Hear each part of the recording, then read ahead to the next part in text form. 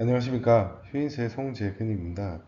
오늘은 MTK6의 새로운 기능인 비주얼 스튜디오 코드 익스텐션으로 ARM 칼 스튜디오 팩을 설치하고 어떻게 사용하는지에 대한 실습을 해보도록 하겠습니다.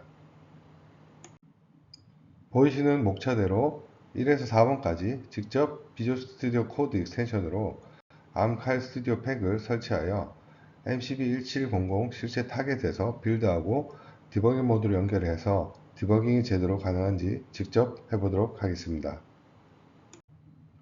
첫 번째로 비주얼 스튜디오 코드 익스텐션으로 ARM 칼 스튜디오 팩 설치와 구성 요소를 알아보겠습니다. 비주얼 스튜디오 코드를 실행하고 왼쪽 옆에 익스텐션 확장 패널에서 카일을 검색하여 ARM 카일 스튜디오 팩 MDK6를 설치합니다. 설치가 시작되면 ARM 카일 스튜디오 팩의 구성 요소들이 자동으로 설치가 진행됩니다. 자동으로 설치가 진행되는 ARM 카일 스튜디오 팩의 구성 요소로는 CMSIS 지원을 제공하는 ARM CMSIS 솔루션이 있고 MDK에서 팩 인스톨러로 설치하는 CMSIS와 동일한 버전으로 설정됩니다.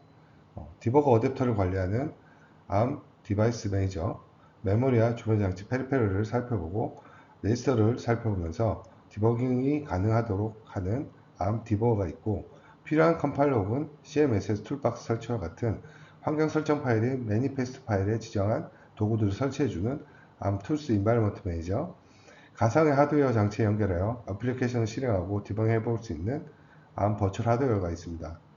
ARM 버추얼 하드웨어를 사용하려면 유료 인증 토큰이 필요합니다.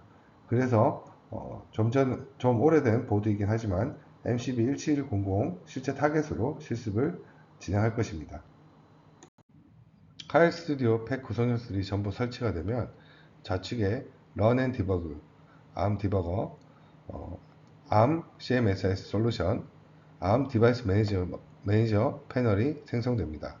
저는 디버깅 어댑터로 유링크를 사용하여 타겟과 연결을 하기 때문에 ARM 디바이스 매니저 패널에 카일 유링크2가 표시되어 있는 것을 확인할 수 있습니다.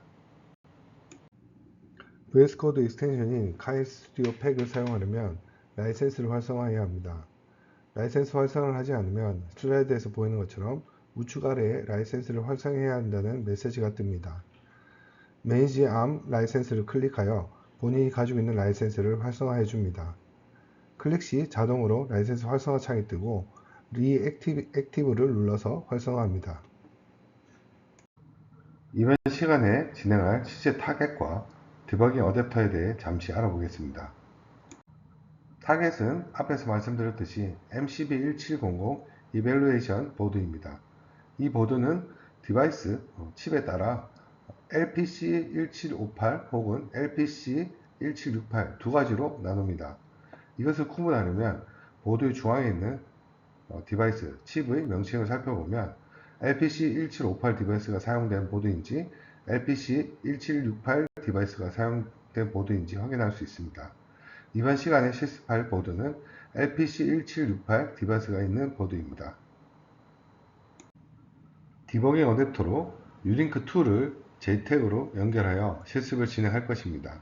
굳이 트레이스를 사용하지 않기 때문에 JTAG 연결을 사용하였지만 혹시 트레이스 기능을 사용하기를 원하신다면 시리얼 와이어 SW 연결을 사용해야 합니다.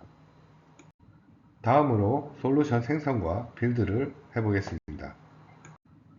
좌측 CMSIS 패널을 클릭하여 Create a New Solution을 클릭하고 실제 연결할 타깃에 맞게 타겟 보드로 MCB1700을 선택하고 타겟 디바이스로 LPC1768을 선택하겠습니다. 그 후 지원하는 템플릿 프로젝트나 예제 프로젝트들이 나오는데 여기서는 데모 예제 프로젝트를 선택하고 솔루션 베이스 폴더 이름을 테스트로 정하겠습니다. 우측 아래 크리에이트 버튼을 눌러서 솔루션을 생성합니다.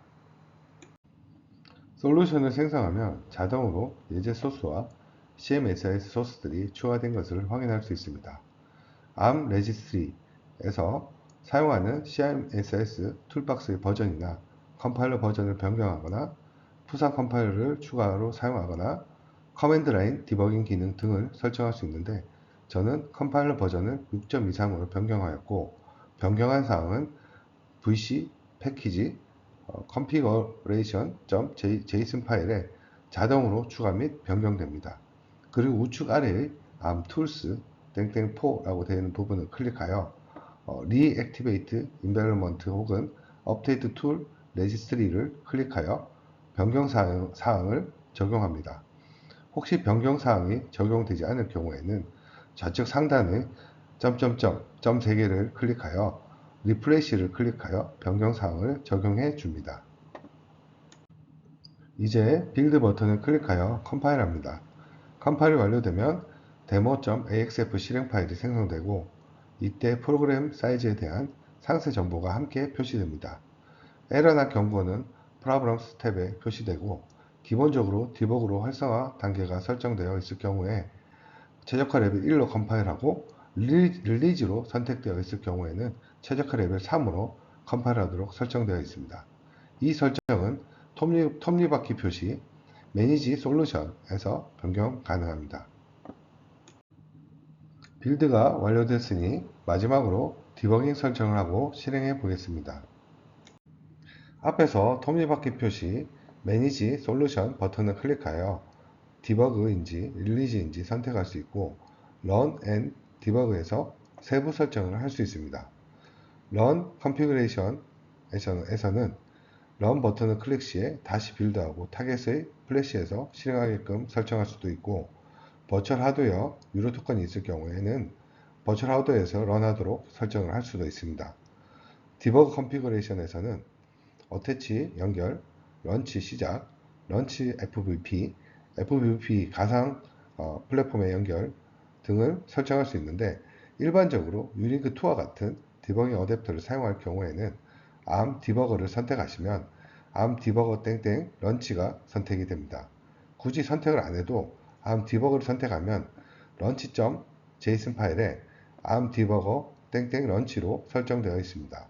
그리고 C project.yml 파일이 있는데 이 파일은 타겟, 빌드 유형 및 프로젝트 관련 참조 등을 편집할 수 있는 파일입니다.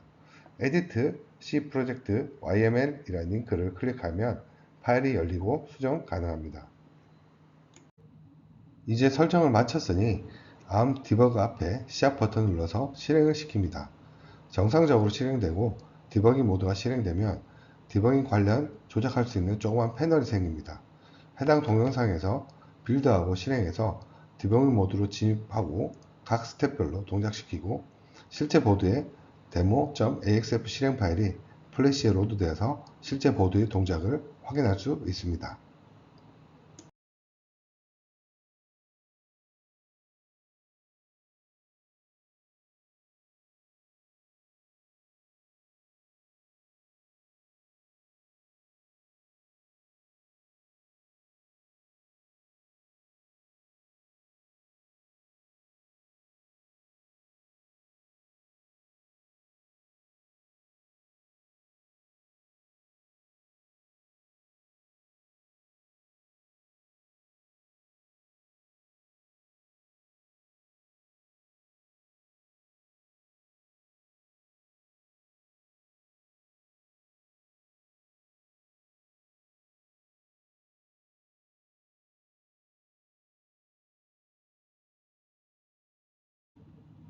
지금까지 MTK6의 새로운 기능 중 하나인 VS 코드 익스텐션에서 실제 타겟을 연결하고 디버깅을 실행해 보았습니다.